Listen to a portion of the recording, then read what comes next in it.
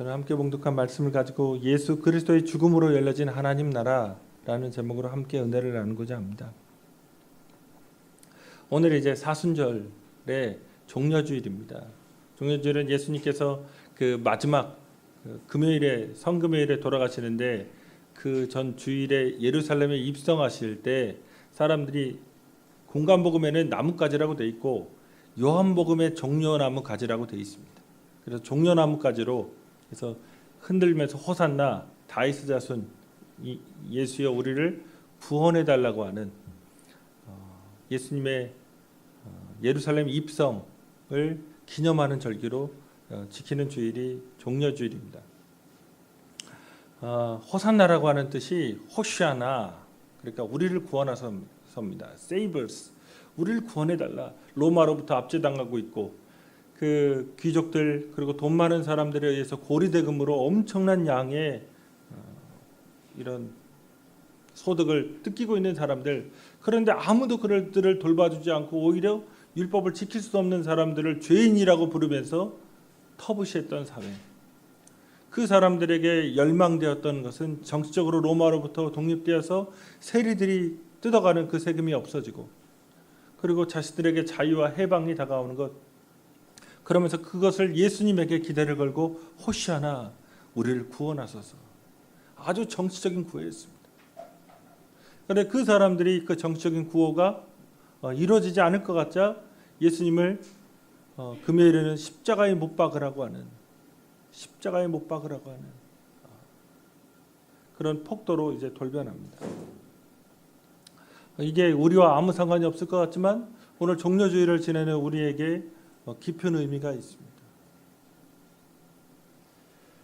성경이 처음부터 인간을 진단합니다. 사람이란, 이렇게 돌변할 수 있는 사람이란 도대체 뭘까? 이 아담적인 삶이 있습니다. 성경이 처음부터 진단하고 있는 인간의 모습입니다. 인간이 하나님과 같이 되려고 했다는 겁니다. 하나님이 지어놓으신 이 아름다운 세상에서 살아가면서 만족하지 못합니다. 그 불만족함을 더 나아지려고 하는 삶으로 바꾸려고 하는데 그게 하나님 없이 하려고 합니다. 내가 하나님 되려고 하는 자기 영광, 자기 충족, 자기 만족, 자기 기쁨과 자기 성취의 삶으로 살아가려고 합니다. 그러면서 하나님은 제거해냅니다. 세상 사람들이 살아가면서 보통 갖는 마음이 원망과 불평입니다. 내 인생을 누가 망치고 있는 것 같아. 그게 곰곰이 생각하면 부모가 왜 이렇게 돈이 없었던 건지, 왜 부모가 그렇게 힘이 없었던 건지, 아니면 왜 돈이 있더라도 나를 괴롭혔던 건지, 아니 좋은 환경을 줬더라도 왜 나를 방임했는지, 수없이 많은 원망과 불평. 내 왜 직장 상사가 왜 나를 괴롭혔는지, 그때 내가 왜 그 사람을 만났는지, 왜 그때 내가 그런 행동을 했는지, 수없이 많은 불평과 원망이 있습니다. 누가 내 인생을 망치고 있고, 혹은 이 사회가 망치고 있고, 어떤 정당이 망치고 있고, 어떤 나라가 망치고 있고, 어떤 세대의 그런 제도가 나를 망치고 있고, 어떤 문화가 나를 망치고 있고, 뭐 그런 것들을 많이 생각합니다. 그런데 성경이 말하는 것은 그 모든 것을 통칭하면 무엇이 될까? 이 죄입니다. 죄. 그런데 깊이 있게 생각하면 그 죄가 다른 사람에게 자리 잡고 있는 게 아니라, 다른 사람과의 관계 속에 있는 게 아니라 내 마음 속에 있다는 겁니다. 하나님 없이 살아가려고 하는 마음, 하나님을 내 마음 속에서, 내 생각 속에서 치워냅니다. 그래서 이 아담적 삶, 하나님 없이 살아가려고 하는 삶에 하나님께서 심판하셨고 그 죄의 결과들을 인류가 맛보게 되었다. 오늘 어쩌면 우리가 이렇게 왜 불만족스럽게 살아갈까요? 왜 이렇게 만족하지 못할까요? 왜 혼자 있을 때 혹은 주변에서 살아갈 때 기쁨이 없을까요? 하나님이 나와 함께 하시고 성령이 나를 전삼고 계시고 예수 그리스도께서 몸짓고 피 흘리셔서 구원했다고 하는 왜 나 자신 안에 그런 기쁨과 감사와 소망이 없어질까요? 이 죄가 내 마음에 자리 잡고 있는 겁니다. 다른 데 있는 것이 아니라 내 안에 하나님이 역사하지 못하는 내 불편한 생각들, 내 악한 생각들, 추한 생각들, 잘못된 생각들이 나를 짓누르고 있는 겁니다. 오늘 사순절 기간에서 사람들은 다 물리적인 걸 생각한 겁니다. 호산나라고 외치면서 내 환경만 좋아지면, 내 여건만 좋아지면, 내 벌이만 좋아지면, 내 지식만 쌓이면, 내 명예만 높아지면 삶의 문제가 해결될 거라고 생각했지만, 예수님이 건드리신 것, 예수님이 우리에게 보여주신 그 하나님 나라라고 하는 하나님과 어떻게 살아갈 것이냐는 우리의 마음 속에서부터 시작합니다.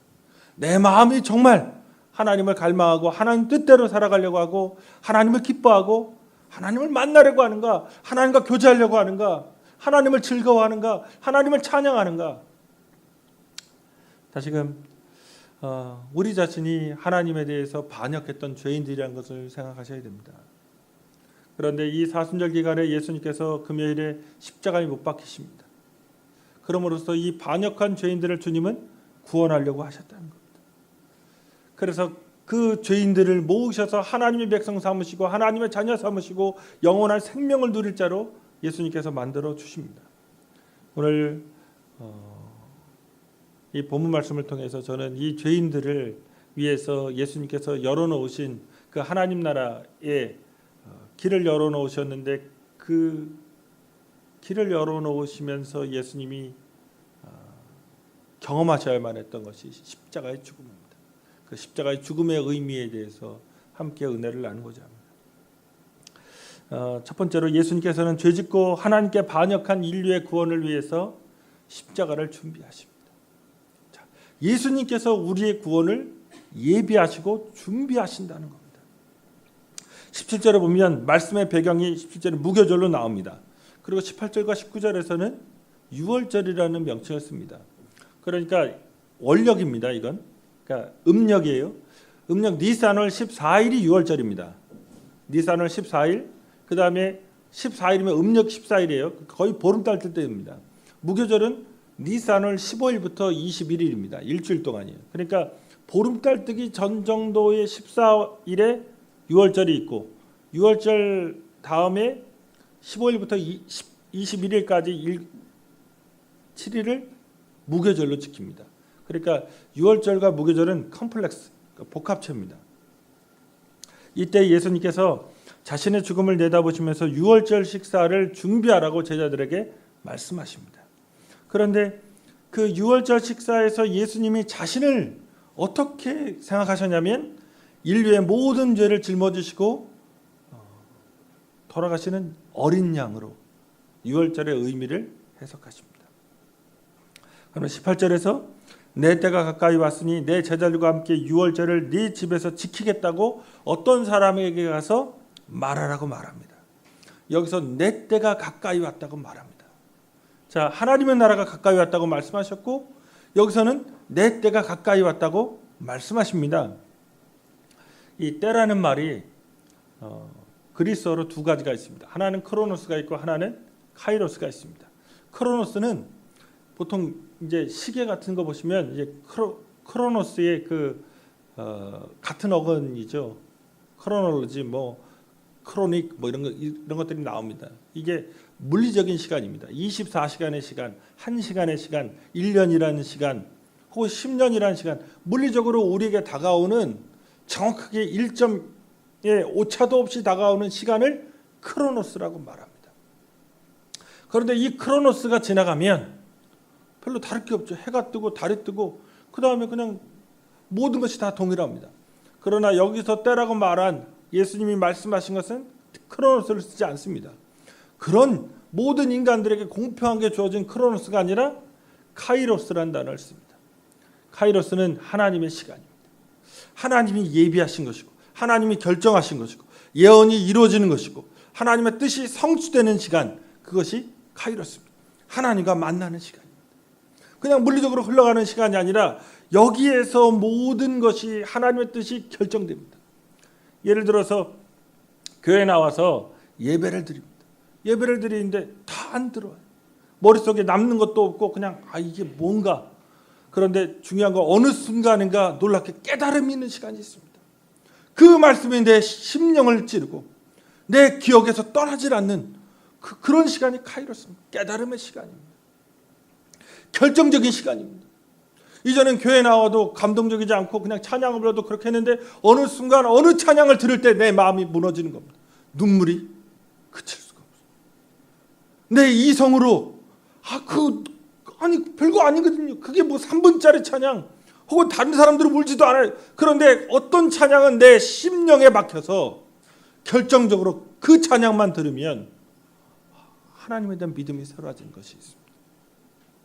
그런 시간, 깨달음과 결정적으로 하나님을 만나는, 하나님의 뜻이 이루어지는, 하나님과 인격적으로 교제하는 그 시간이 카이로스입니다. 예수님께서 내 때가 이르렀다고 말씀하십니다. 하나님의 뜻이 완성되는 때입니다. 그것이 자신의 죽음과 관련된 유월절 사건을 두고 예수님께서 말씀하셨습니다. 그럼 유월절은 어떤 걸까요? 유월절은 대제국이었던 이집트로부터 이스라엘 백성이 노예살이에서 해방되는 것을 기념하는 그런 절기였습니다. 그 당시 사람들은 로마의 압제를 당하고 그 이전은 헬라, 그 이전은 페르시아, 그 이전은 바벨론, 그러니까 수없이 많은 외세의 침략을 받았기 때문에 다시 새로운 유월절이 다가왔으면 좋겠다 생각을 했습니다. 정치적인 것으로부터의 해방을 꿈꿨습니다. 그러나 예수님께서는 사람을 진짜 누르고 있는 것이 무엇이냐? 사람을 진짜 사람답지 못하게 살게 하는 것이 무엇이냐? 사람을 왜 그렇게 고통스럽게 살게 하는 것이 어떤 실체냐? 죄라고 하는 것을 말씀하십니다. 내가 내 인생을 살지만 내 안에 죄가 들어온 순간, 내 안에 부정적인 생각이 들어온 순간, 내 안에 하나님이 아닌 세상이 들어온 순간부터 우리는 거기에 지배를 당한다는 겁니다. 다시금 예수님을 보셔야 됩니다. 예수님께서 교회 다니면 잘 살게 되고, 교회 다니면 부자가 되고, 교회 다니면 명예가 높아지고, 교회 다니면 자기의 영향력이 많이 확대된다, 뭐 이런 식으로 얘기한다면 정치와 경제적인 메시아입니다. 정치적이고 경제적인 메시아. 그럼 여기에 맹점이 있습니다. 뭐냐면 그러면 예수님은 죽으면 안 됩니다. 죽은 사람이 무슨 영향력을 끼쳐요? 죽은 사람이 무슨 돈을 벌어요? 십자가에서 왜 죽습니까? 만약 경제적이고 국가적이고 군사적인 메시아였다면 예수님은 죽으면 안 됩니다. 예수님이 왜 십자가 지시고 돌아가셨냐면 그 하나님의 결정적인 사건, 하나님의 때, 하나님의 뜻이 이루어지는 그것은 죄 지은 인간을, 반역한 인간을 구원하시고자 하는 겁니다. 그러기에 십자가를 치십니다. 인간이 하나님을 향하여서 죄를 짓고 반역하고 범죄하고 그래서 저주와 사망 가운데 살아가는 것을 철폐하고 구원하시기 위해 예수님이 십자가 지십니다. 그런데 이 모든 사건을 하나님이 예비하신 것이고 예수님은 그 뜻에 순종하여서 유월절을 철저하게 예비하십니다. 오늘 본문에 보면 예수님께서 간단하게 그냥 성 안에 들어가서 어떤 사람에게 유월절을 우리 선생님께서 네 집에서 하기를 원하신다 이렇게 말하라고 되어 있지만 마가복음에는 자세히 되어 있습니다. 성 안에 들어가면 어떤 사람을 만날 것인데 그가 물동이를 지고 갈 건다. 근데 그 사람이 남성입니다. 남자가 물동이를 진다. 고대 사회에 성경을 다 보시면 물 깃는 건 여자입니다. 그러니까 야곱이 도망갔을 때 삼촌 라반의 집에서 한 사람이 나가서 물을 깃는데 라헬입니다. 수가성 물가에 물 깃는 여자는 그 여자죠. 모세 이야기에서도 이 여자, 그러니까 여성이 천한 일이기 때문에 이게 무겁고 천하니까 해가 질 때, 그러니까 뜨거울 때는 물 길지 않습니다. 해가 질 때쯤 돼서 나가서 물을 기는 겁니다. 팔레스타인의 우물 깊이가 최소 몇십 미터가 됩니다. 아주 깊은 데서, 왜냐하면 마르기 때문에 지표 안에서는 수십 미터를 내려가서 그 물을 길어냅니다. 그 힘든 일을 근데 남자가 안 합니다. 그러니까 남자가 물동이를 지고 간다. 그 사람을 만나면 그 사람한테 얘기하라고 마가복음에 말씀하셨는데 이런 겁니다.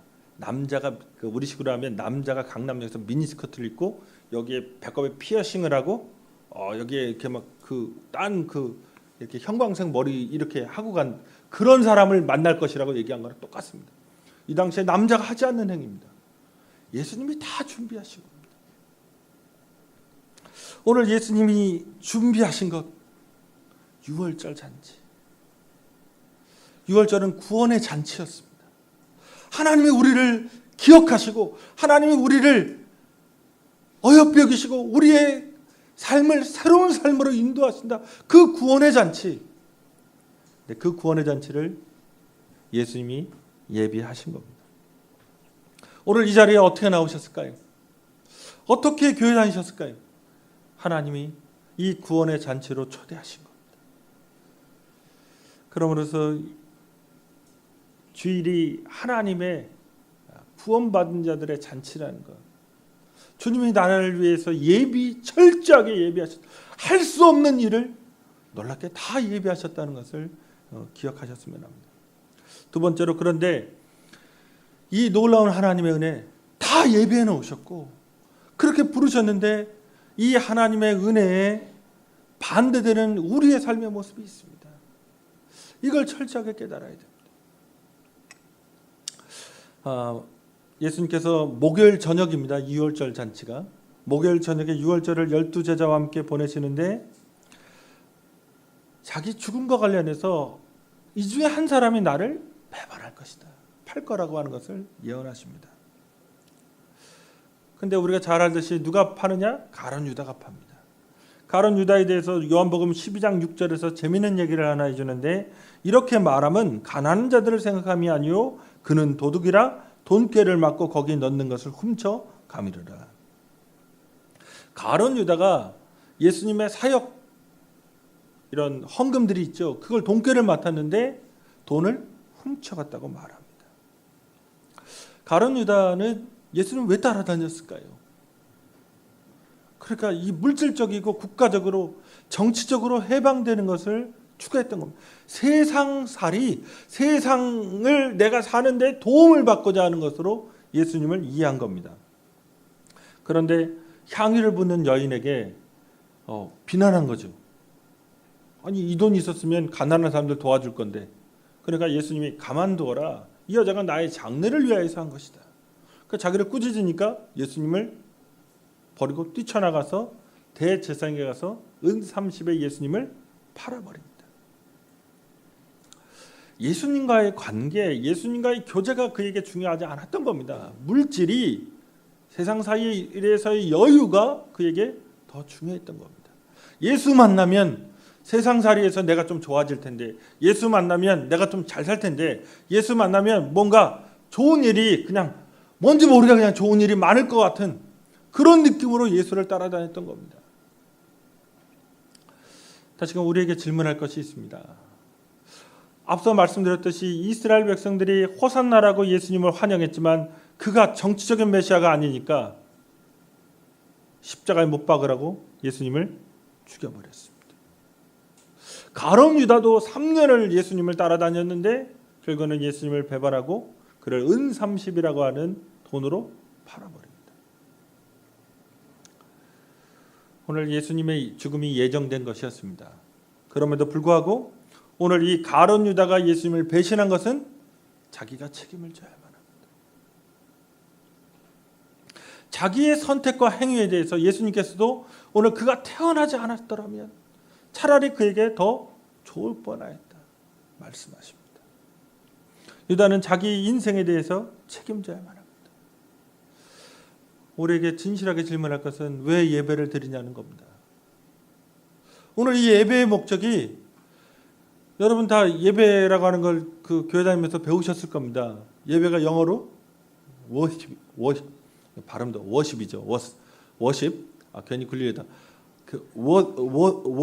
worthy 그래서 가치를 인정하는 것 worth에 플러스 ship SIP 정신 태도 가치에 대해서 태도 가치를 인정하는 예수가 가치가 어떤 분인지 하나님이 어떤 분인지 하나님이 우리를 위해서 해주신 그것이 얼마나 귀한 것인지에 대해서 내가 인정하고 그것을 찬양하는 것 감사하는 것 그래 그분을 만나는 것 그거 예배다 배웠습니다. 그런데 보통 우리의 예배 태도는 그분을 향해 있지 않습니다. 그분을 높이고 그분을 만나고 그분의 뜻을 알고 그분의 말씀에 순종하여서 사는 삶을 결정하는 시간이 아니라 내 뜻을 아뢰고 내 경건에 도장을 찍어서 주일 성수했다는 도장을 받고 그래서 내가 종교적으로 괜찮은 사람이라는 인정을 받고 내 마음이 예수를 만났는지 안 만났는지 아무 상관이 없습니다. 오늘 이 시간에 내가 하나님 말씀 들은 대로 살겠다는 다짐이 있든 없든 상관없고 내가 이 시간을 지켰다고 하는 것, 내가 헌금했다는 것, 내가 뭔가 기도했다는 것, 찬양했다는 것, 그거로 안심하고 돌아가는 겁니다. 그러면서 무언가 내 마음속에 좋은 일, 세상적으로 잘 될 것 같은 기분을 느끼려고 하는 것, 이건 종교입니다. 오늘 본문에 보면 가룟 유다는 예수님을 주님이라고 부르지 않습니다. 주님, 주여 이렇게 부르지 않습니다. 25절에 랍비여, 나는 아니지요. 아주 재밌는 말입니다. 어떻게 이렇게 변명할 수 있을까요? 어떻게 이렇게 사람이 천연덕스럽게 주님 앞에 말씀드릴 수 있을까요? 근데 거기다 랍비어라고 불렀습니다. 자, 지금 우리가 마태복음을 보고 있습니다. 26장입니다. 그러면 10장 전으로 가면 마태복음 16장이죠. 마태복음 16장에서 중요한 사건이 나옵니다.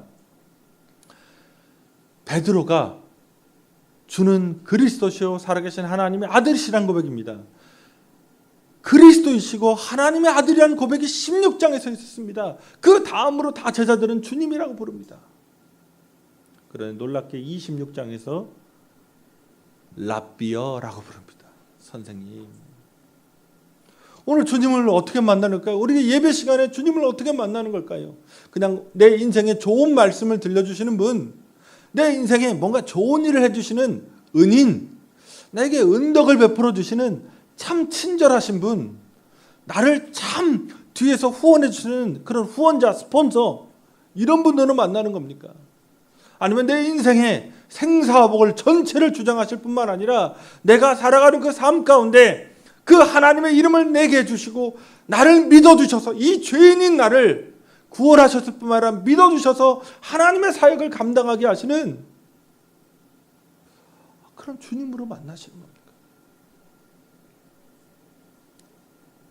지금 우리에게 세속주의라고 하는 세상살이와 기독교를 완전히 일치시켜버리는, 예수 믿으면 세상적으로 돈을 많이 벌고 세상적으로 건강해지고 세상적으로 명예를 많이 얻어서 정말 강력한 영향력을 이 땅에서 행사하며 살아가는 그런 존재들이 될 것이라고 하는 그런 생각을 버려야 됩니다. 그것은 이스라엘 사람들이 그렇게 생각했고 그리고 가룟 유다가 그렇게 생각한 것이고 결국엔 그래서 예수가 죽은 겁니다. 그런 교회는 예수가 살아있을 수가 없습니다. 언젠가 예수를 배반하고 죽일 수밖에 없습니다.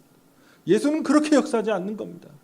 예수는 가난한 자로 오셔서 가난한 자들 사이에서 섬기신, 누가복음 22장에 예수님께서 앉아서 먹는 사람, 앉아서 식탁 앞에 먹는 사람이 큰 사람이냐, 서서 시중 드는 사람이 큰 사람이냐, 앉아서 먹는 사람이 큰 사람 아니냐. 그러나 나는 너희 중에 섬기는 자로 있는, 시중 드는 자로 있다고 말씀하셨습니다. 다시금 세속주의의 때를 벗어야 됩니다. 물질이 필요 없는 것이 아닙니다. 주님께서 우리에게 먹고 마실 것을 공급해 주십니다. 세상의 명예가, 직업이 필요 없는 것이 아닙니다. 하나님이 인도해 주셔서 하나님이 복도 주실 겁니다. 그런데 핵심은 하나님의 뜻을 받들어서 하나님과 교제하며 하나님의 일을 이루는 것입니다. 교회가 추구할 바, 성도가 추구할 바는 하나님의 뜻을 이루는 것입니다.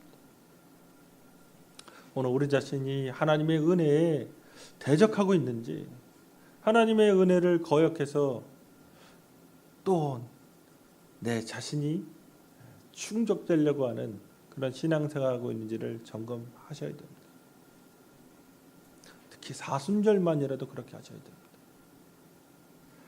세 번째로, 예수님께서는 그분의 죽음으로 하나님 나라를 우리에게 예배해 놓으셨습니다.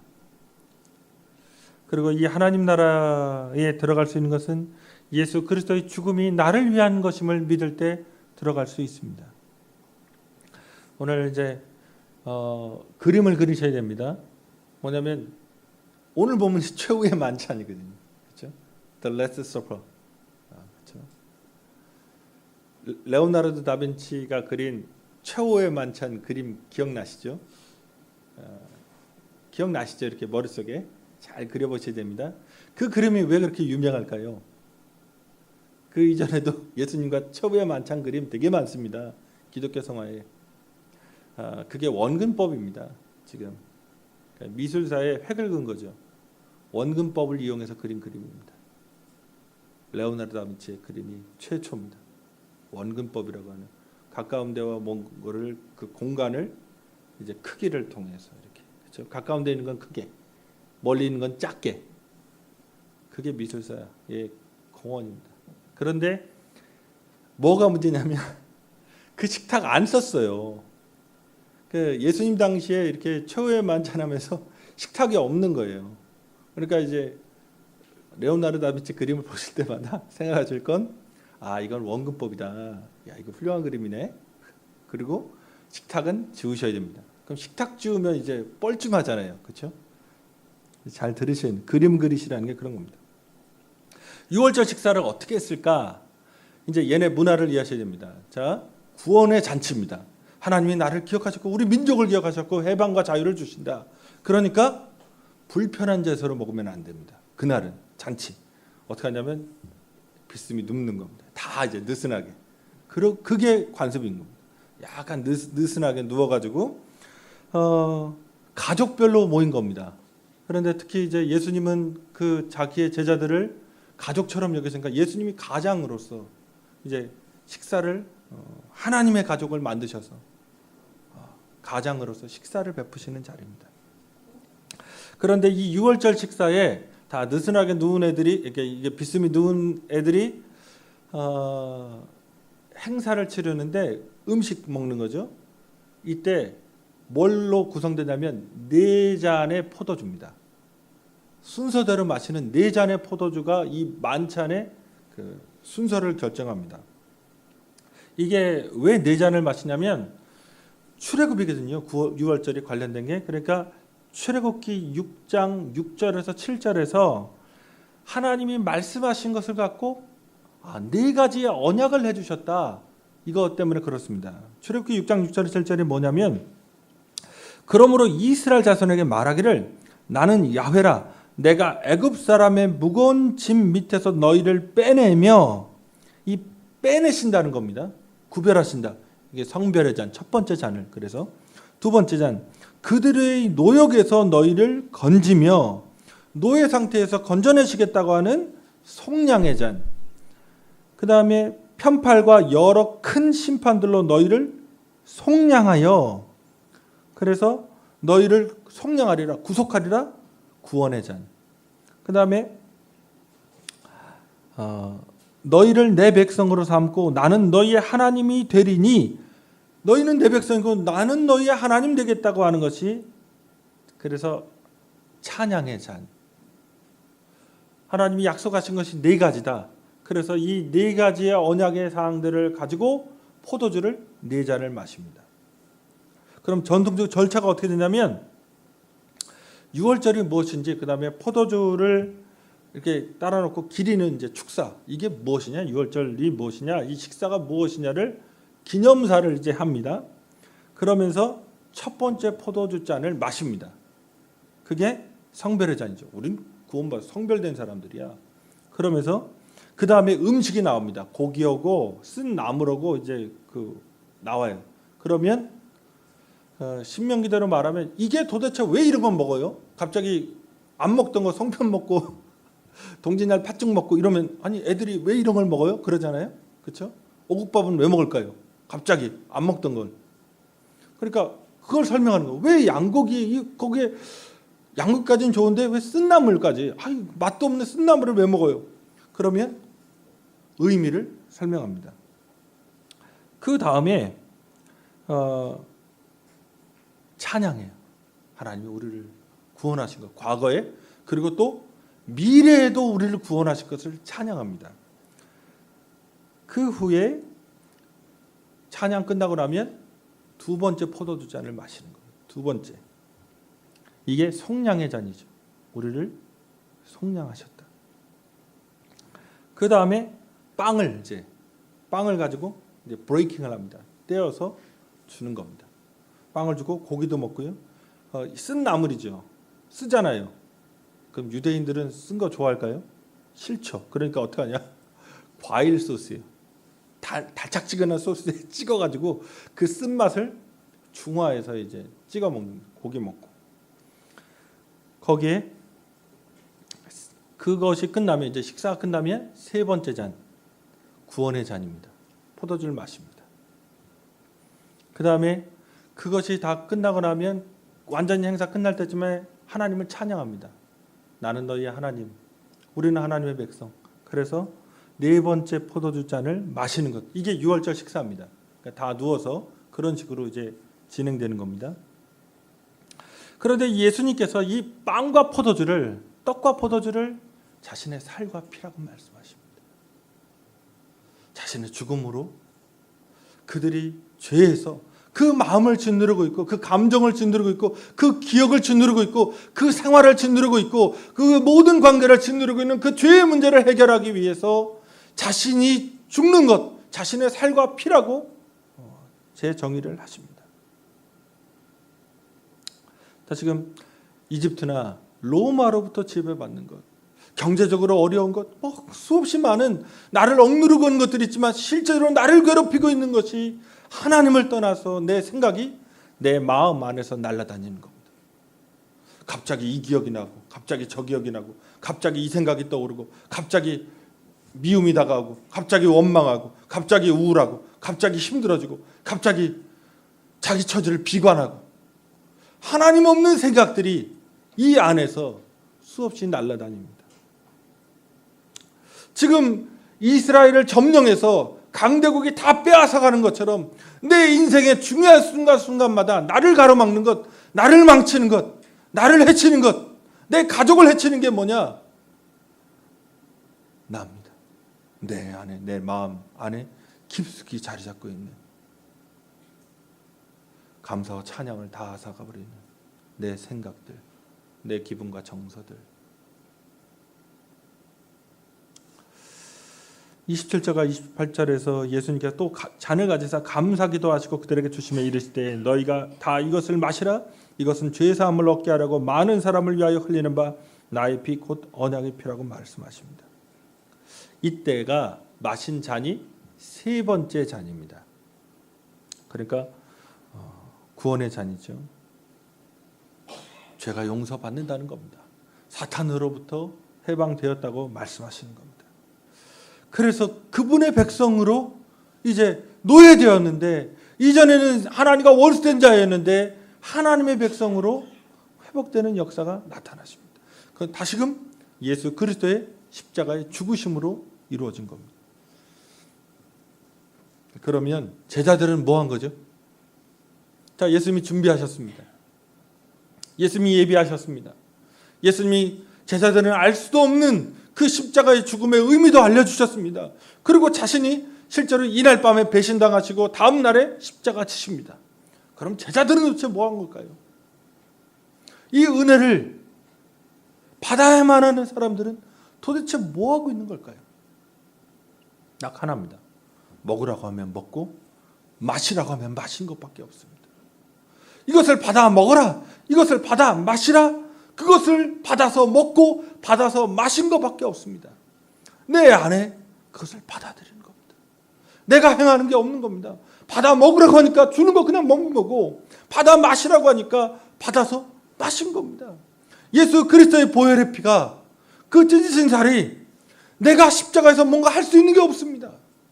내 죄 때문에 돌아가시기에 그리고 나는 그것을 잘 이해하지 못했기에 그가 십자가 지실 때 그가 이루신 그 구원을 위해서 내가 행한 게 없습니다. 그저 그 구원을 받아 먹어라, 받아 마셔라 말씀하신 겁니다. 그 잔인한 죽음이었습니다. 아주 잔인한 죽음이었습니다. 세상에 알 수 없는 정말 그 처절한 죽음이었습니다. 그렇게 주신 예수의 생명을 받아 먹으라, 받아 마시라 주께서 말씀하십니다. 그러면서 29절에 예수님께서 그러나 너희에게 이르노니 내가 포도나무에서 난 것을 이제부터 내 아버지의 나라에서 새 것으로 너희와 함께 마시는 날까지 마시지 아니하리라. 이게 상당히 어려운 말씀이죠. 왜 포도주 안 마실까요? 주님이 지금까지 3잔이나 이제 마셨잖아요. 3잔 마시고 이게 4번째 잔입니다. 4번째 잔을 주님께서 마시지 않으시겠다는 거예요. 마지막 완성입니다. 지금 최후의 만찬을 잘 들여다보셔야 됩니다. 미완성입니다. 자, 최후의 만찬은 놀랍게 아까 만찬은 6월절 만찬은 4잔의 포도주를 마시는 것으로 완성된다고 했습니다. 그런데 놀랍게 3잔 마시고 4잔째를 안 마셨습니다. 최후의 만찬이 완료되지 않았습니다. 지금 예수님께서 천국에서 우리를 만나시는 그날 승리의 잔, 이 찬양과 기쁨의 잔을 그때 마시겠다는 겁니다. 그날 어떤 날일까요? 예수님께서 하나님 나라를 예비하셔서 오늘 이 땅에서도 우리의 죄를 사하여 주셨습니다. 우리의 삶을 인도해 가실 겁니다. 우리를 하나님의 영광력으로 삼으셔서 세상의 빛과 소금으로 세상 속에서 하나님의 뜻을 펼쳐나가는 사람들로 만들어 주실 겁니다. 마지막 날에는 더 이상 우리가 슬퍼할 게 없죠. 뭔가 잃어버릴까, 뭔가 줄어들까, 누가 사고 날까 걱정하고 염려하고, 가족이 뭐 어떤 일이 있을까 그렇게 고심하고 그럴 일도 없고요. 내가 아픈 것 때문에 상처받을 일도 없고요. 죽을 일도 없고요. 죄 지을 일도 없고요. 서로 다툴 일도 없고요. 이렇게 깜빡이 켜고 안 들어왔다고 그 크락션 돌릴 일도 없고요. 세상에 온갖 잡것들이 그렇게 나를 괴롭히거나 힘들게 할 일이 없는 세상, 그 세상을 예비하시고 마지막으로 그날 나를 만나셨을 때 4번째 잔, 난 너희의 하나님이 되고 너는 내 백성 되었다고 하는 것을 인정해 주시는 그 4번째 잔을 예비하시는 겁니다. 예루살렘 그 다락방에서 끝내지 못하셨던 그 축제의 식사의 마지막을 우리와 함께 장식하신 것, 구원받은 그 모든 사람들이 오늘 우리의 죄의 문제를 깊이 한번 들여다보십시오. 사순절 기간에 내 안에 내 마음속에 자리 잡고 있는 그 죄의 문제, 그런데 주님 앞에 나오면 우리를 하나님과 교제하는 하나님의 자녀된 하나님의 백성된 존재로 맞아주시고 이 죄를 씻어주신다고 말씀하십니다. 그리고 그 마지막 때에 놀라운 그 잔치, 천국의 잔치를 예비해 놓으셨습니다. 그러므로 이 예수님의 십자가의 사건, 나를 구원해 준 그 은혜를 기억하시면서 오늘도 죄악에서 벗어나 참된 구원을, 하나님과 함께 참된 자유를 누리시는 여러분 되시기를, 우리 되기를 주님의 이름으로 축복합니다. 우리 다 기도하시겠습니다. 기도하실 때 기독교의 의미가 물질과 세속성에만 있지 않습니다. 우리 마음에 어떤 생각을 갖고 사셨는지, 어떤 기억들을 되뇌고 계신 건지, 어떤 느낌과 감정이 나를 주장하고 있는 것인지, 정말 주님이 나를 위해서 십자가 져주셨다는 그 은혜가, 그 사랑이 나를 위해서 예비하셔서 그 마지막 승리의 잔을, 마지막 그 구원의 완성을 예비하신 그분이 정말 내게 기쁨으로 다가오는지, 내게 그것이 소망으로 다가오고 있는지, 이 사순절에 나 자신의 이 세속에 물든 내 자신을 그리스도 예수의 보혈로 그 죽음으로 정결하게 씻고 오직 그분을 영화롭게 하는, 그분을 예배하는 사람으로 살아갈 수 있도록 우리 주님 한 번 부르고 간절히 기도하시겠습니다. 주님.